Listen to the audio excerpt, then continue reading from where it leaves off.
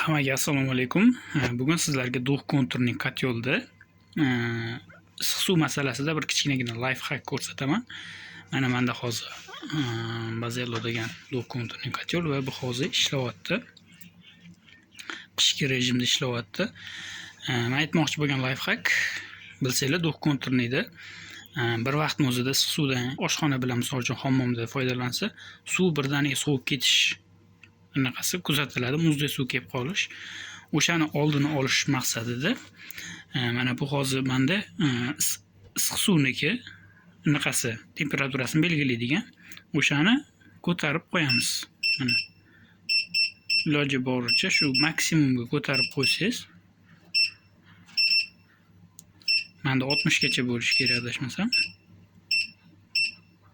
Mana 60 gradusda issiq suv yuboradi.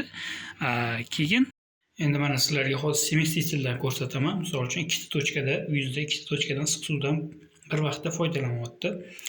Kotyoldan esa issiq suv temperaturasini eng maksimalligiga qo'ygansiz. Misol uchun menda hozir o'ng tomonda issiq suv, chap tomonda sovuq suv yonadi.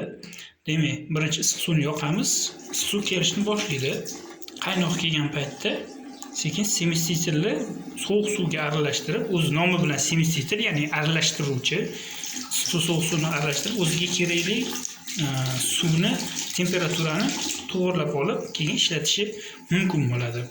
Semestitelni sovuq suv tomoniga burab, regurovka qiladi. Shunda bu ikkita tochkaga ham bir xilda o'sha issiq suv yetkazib bera oladi. Shunaqa qilib foydalansa bo'ladi. Menda misol uchun issiq suv hozir fokus qaratib oling, mana 36 gradusdan 60 gradusgacha issiq suvnikini qilib bera oladi temperaturasini.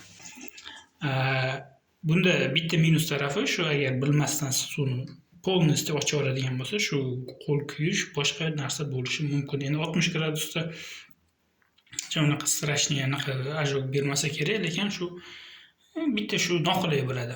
Lekin mana shu bilan foydalansa bo'ladi. Semestitel orqali ikkita tochkadan foydalanayotganda, 3 ta 4 ta tochkadan foydalanayotganda bundoq qilib regurovka qilib, sovuq suvni qo'shib aralashtirib ishlatsa, kotyol bemalol yetkazib beradi.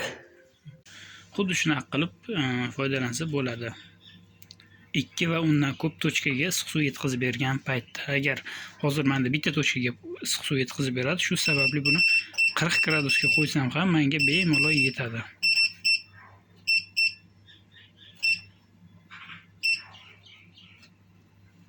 Ellik bo'lib ketdimi, 40 bo'lmay.